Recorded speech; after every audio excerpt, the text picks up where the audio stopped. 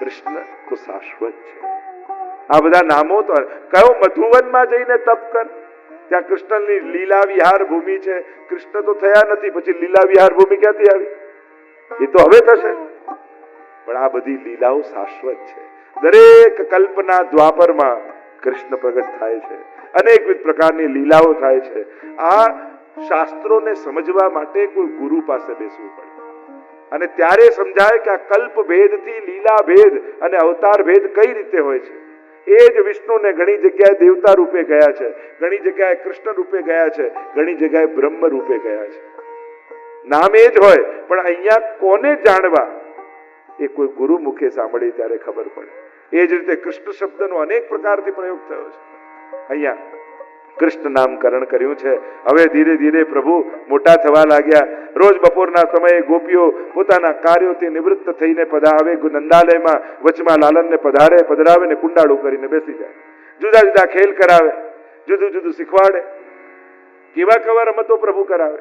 પલ્લામાં ઝૂલતા હોય તો ये तेरी ये बाबा की, આમ પલ્લાના પદો આદિ આવે છે ને, ખાત પીત ચલીને ગલગલિયા ઠાકોરજીને કરે, અને એવા મરક મરક મરક મરક ઠાકોરજી મરકે.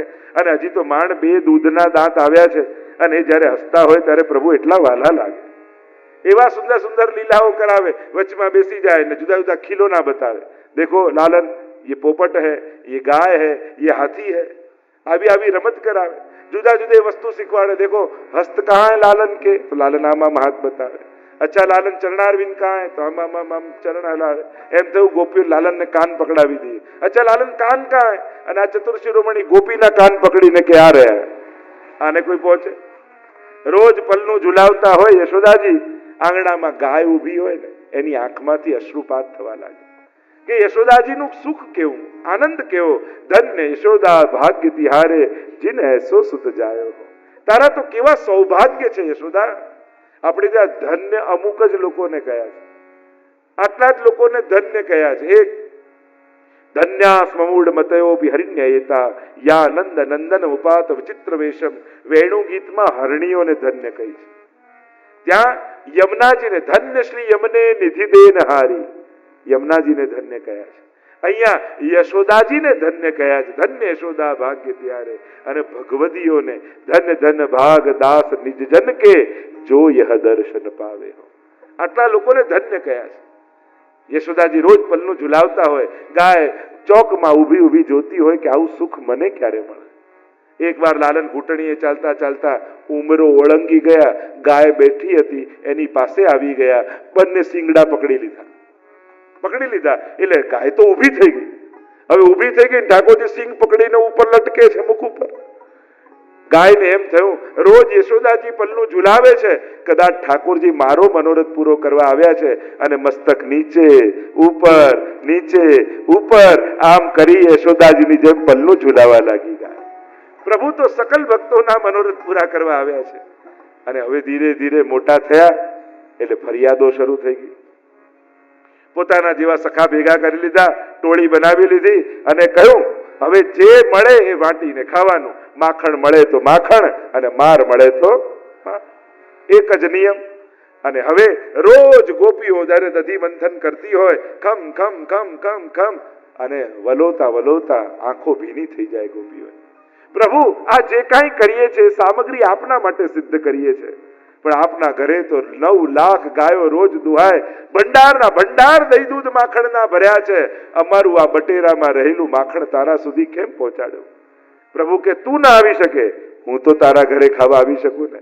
ભલે ને ગામના લોકો ચોર કે, પણ ચોર કેવડાઈને પણ હું તારો મનોરથ પૂરો કરવા ચોક્કસ આવીશ. અને એટલે જ ઠાકોરજી ચોરી કરે તો એમાં પ્રભુનો યશ ઘટતો નથી, વધે છે. તો વિચાર કરો, ચોરી કરે એનો યશ વધે? ક્યારે કોઈ એમ કે હે પ્રભુ અમારા ઘરે ચોર મોકલજો? અહીંયા તો રોજ ગોપીઓ ગિરિરાજજીની માનતા રાખે. આ ઠાકોરજીને કૃપા કરી અને વિનંતી કરીએ છીએ કે અમારા ઘરે ચોરી કરવા પધારે, અમારી સામગ્રીનો અંગીકાર કરે. ચોરીની લીલા એ તો ચિત્ત ચોરીની લીલા છે, એ તો મનોરથ પૂરા કરવાની લીલા છે. જે ગોપીઓનો મનોરથ છે એને પૂરો કરવા માટે ઠાકોરજી પધારે છે. આ નવનીત શું છે? નિત નવીન પ્રગટેલો ભાવ, એ તો નવનીત છે. પ્રભુ એ લેવા માટે આવે છે. એટલે ચોરી કરીને યશ ઘટતો નથી, ભક્તાભિલાષા ચરિતાનુસારી દુગ્ધાદિ ચૌર્ય યશો વિસારી દુગ્ધાદિ ચૌર્યેણ યશો વિસારી. અહીંયા તો મહાપ્રભુજી કહે ચોરી કરીને ભગવાને યશ વિસ્તાર્યો. ચોરી કરીને વધે કે ઘટે? વધે કે ઘટે? ઘટે. પ્રભુએ તો ચોરી કરીને યશનો વિસ્તાર કર્યો, કારણ કે પ્રભુ ચોરી કરવા નથી આવ્યા, ભક્તોના મનોરથો પૂરા કરવા આવ્યા. અને મનોરથો પૂરા કરવા પ્રભુ ચોર બનવા તૈયાર થયા. કારણ પ્રભુની આ લીલાઓ છે, અનેકવિધ પ્રકારની લીલા છે. આ ચૌર્ય લીલા છે. કારણ કે ચૌર્ય લીલા વિશારદ પ્રભુ ચોરી કરવામાં અને વસ્તુઓની નહીં, ચિત્તની ચોરી કરવામાં ચતુર છે. એટલે દરેક ગોપી મનમાં ભાવ કરે છે, અને પ્રભુ પણ હવે તો જુદા જુદા રૂપ ધારણ કરીને લીલા કરે છે. રોજ ગોપીઓ પહોંચી જાય ઠાકોરજી ને નિરખવા, અને નિરખવા માટે બહાનું કાઢે ઉરાના. આપણે ત્યાં ઉરાના કે પદ છે, આવી છે ઉરા ફરિયાદ કરવા, પણ મનમાં મનોરથ છે દર્શન કરવાનો, કે એ બાને ઠાકોરજીના દર્શન થઈ જાય. અરે યશોદા બહાર આવો. કેમ? શું થયું? વત્સાન મુંચન ક્વચિત સમયે કોષ સંજાત હાસ. ફરિયાદ કરે છે. આ જો ને સવારે સવારે આવીને મારા વાછરડાને છોડી ગયો. છોડી ગયો તો ગાયનું બધું દૂધ પી ગયો. હવે દોઈએ શું ને વેચીએ શું? યશોદા કે સારું કર્યું મારા લાલન. ગાયના દૂધ ઉપર પહેલો અધિકાર વાછરડાનો જ છે. તમે એને પીવા નથી દેતા એટલે મારા લાલન જે કરે બરાબર કરે છે. અરે એ તો ઠીક, ચોરી કરતા શીખી ગયો છે તારો લાલન. ના હોય. હા, જોને છીકું લટકાડ્યું હોય, એકની પર બીજો, બીજાની પર ત્રીજો ચડે, અને કમળની નાળ તોડીને લાવે ત્યાં સરોવરમાંથી, અને મટકી પર નાળ નાખે, ઊંડો શ્વાસ લે એટલે પાછું બહાર આવી જાય. આ એવા એવા તો ઉપાયો આને આવડે છે. પણ ઉપર લટકાવે, ઉપર લટકાડીને જોઈ લીધું. આનાથી બચાવવું કેમ? કેવા કેવા ચોરી કરે છે. એકવાર કોઈ સાડી વાડી પહેરીને ગયા ચંદ્રાવલીના આંગણે, અને ચંદ્રાવલી ત્યાં દરવાજો ખટખટાવ્યો, અને ઘૂંઘટો તાણેલો, આખું શરીરમાં સાડી લપેટેલી, અને દરવાજો ખટખટાવ્યો. જ્યાં ચંદ્રાવલીએ દ્વાર ખોલ્યું, જોયું તો એક નાનકડી ગોપી. અરે તું કોણ છે? મને ના ઓળખી? તારી નાની બેન ભદ્રાવલી. નીચેથી ઉપર જુએ ને ઉપરથી નીચે જુએ. મારી તો કોઈ બહેન હતી નહીં, હું પરણીને આવી ત્યારે. તું ક્યાંથી આવી? કે તું પરણીને ગઈ પછી મારો જન્મ થયો છે. હવે નીચેથી ઉપર, ઉપરથી નીચે જુએ, આમાં હાથ દેખાયા ને એ પણ કાળા કાળા. ચંદ્રાવલી કે અમારા ઘરમાં બધા ગોરા, બાબા ગોરા, મૈયા ગોરી, તું ક્યાંથી કાળી કાળી થઈ? માખ મૈયાનો છે. તારા જન્મ વખતે તો બહુ દહીં દૂધ માખણ ખાધા. મારા જન્મ સમયે લાવ જાંબુની સીઝન ચાલતી હતી. કાળા કાળા જાંબુ ખાય એટલે કાળા કાળા યમુનાજીમાં નાય, એટલે હું કાળી કાળી થઈ ગઈ. હવે એવી ભોળી ચંદ્રાવલી. અરે સારું બહેન, આવ આવ ઘરે. કેટલા વર્ષે તું આવી? હું તો પિયર આવી નથી. સારું થયું તને મોકલી બાબાએ. અને પ્રભુને ખબર છે હમણાં જલ ભરવા જવાનો સમય છે, એટલે ચંદ્રાવલીએ કહ્યું, બેન ઘરે આવ, અને હમણાં જલ ભરવાનો સમય છે. એમ કર, થોડું કામ કરી આપીશ, થોડું ઘર ચોખ્ખું કરી રાખ ને, ત્યાં સુધી હું હમણાં જળ ભરીને પાદરેથી આવું છું. ઠાકોરજી કે તું જા તો ખરી, આખું ઘર ચોખ્ખું કરી દઈશ. અને પેલી કુવાની પાર પર આવી સખીઓ ભેગી થઈ વાતો કરવા લાગી. ચંદ્રાવલી, અરે સખીઓ, આજે તો એટલો આનંદનો દિવસ, હું નીકળતી હતી અને એ જ સમયે મારી નાની બેન મારા પિયરેથી આવી. બધા કે તારી નાની બેન ક્યાંથી આવી? અરે હું ગઈ પછી એનો જન્મ થયો. અરે ક્યાંક પેલો કાળો કનૈયો ના હોય? અને યાદ આવ્યું ને માટલી મૂકીને ભાગી. ભાગતા ભાગતા ભાગતા ભાગતા જ્યાં આવીને દ્વાર ખોલે, જોયે તો માકડા, સખા ને લાલન બધા માખણ કાઢી કાઢીને ખાઈ રહ્યા છે. અને દોડતી જઈ, સખાઓ તો ભાગ્યા, વાંદરાઓ ભાગ્યા, હાથમાં આવ્યા લાલન. આજે મૈયાને બતાવીશ કે ચોરી તું કરે છે. અમે આટલું મૈયાને કહીએ પણ અમારા પર ભરોસો કરતા નથી. આજે રંગે હાથ તને પકડ્યો છે, ચાલ મારી સાથે. હાથ પકડીને ખેંચતા ખેંચતા લઈ જાય, અને પાછળ બધા સખાઓ હો હો હો હો હો કરતા કરતા ઠાકોરજીની પાછળ પાછળ. એટલામાં બજાર આવ્યું. સસરાજી દુકાને બેસેલા, ઘૂંઘટો તાણ્યો ગોપીએ. પ્રભુને થયું હવે મોકો છે. કેવા લાગ્યા હરી સખી, હું કેટલો કોમળ છું કે નહીં? કે હા, બહુ કોમળ છું. તું બહુ કઠોર છું કે નહીં? હા, અરે મારા હાથ તો બહુ કઠોર, રોજ વલોવી એટલા હાથ કઠોર. હવે હું કોમળ, તારો હાથ કઠોર. અને ક્યારનો તે હાથ પકડી રાખ્યો છે. સખી, મારો હાથ દુખે છે. તું કરે છે કેમ આવું કામ? એટલે છોડીશ જ નહીં. પણ સખી છોડતી નહીં, મારો હાથ તો બદલી લે. આ હાથ છોડીને બીજો હાથ પકડી લે. ઠીક છે, લાવ પેલો હાથ. અને પાછળ એનો દીકરો આવતો હતો. જ્યાં હાથ છોડ્યો પેલાનો હાથ પકડાવી દીધો. અને ખિસ્સામાંથી કાઢી મિશ્રી લઈ દીકરાના મોઢામાં ભરી દીધી. પેલો મિશ્રી પીગળે નહીં, બોલે નહીં. હું કરતો જાય પણ પેલી સાંભળે તો ને. બોલતી જાય. નંદાલયના ચોકમાં આવી ઠાકોરજી છાના માના પાછળથી કૂદકો મારી સૈયા મંદિરમાં જઈને પોડી ગઈ. બહાર આવી, અરે યશોદા બહાર આવ, જો આજે ચોરને પકડીને લાવી છું, તારી આંખે જો. યશોદા જુએ તો એના દીકરાને પકડી રાખ્યો છે. ક્યાં છે તારો લાલન? જો આ લાલનને જો. અરે મારો લાલન?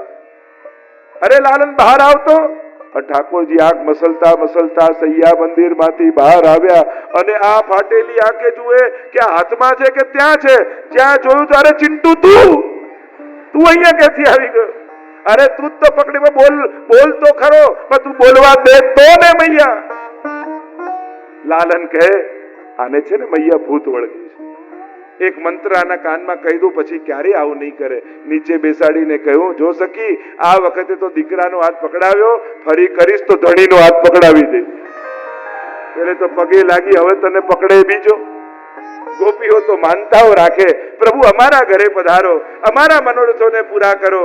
અને આમ કહેતા દરેક ગોપીના મનમાં એક જ વાત આવે, શ્યામ સુંદર વા छोटे छोटे कनुआ, श्याम सुंदर वा छोटे छोटे कनुआ, श्याम सुंदर वा छोटे छोटे कनुआ, श्याम सुंदर वा छोटे छोटे कनुआ, मेरे घर आया करो, माखन चुराया करो, वो मेरे घर आया करो, माखन चुराया करो.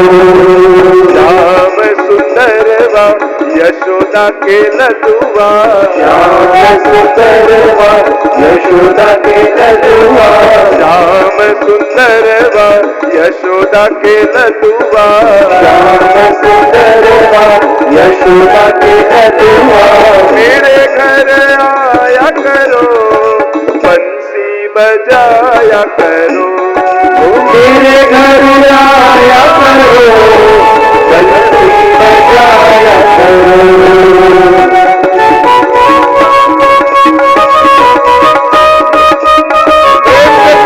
प्रभु आपके घर भी पधारेंगे.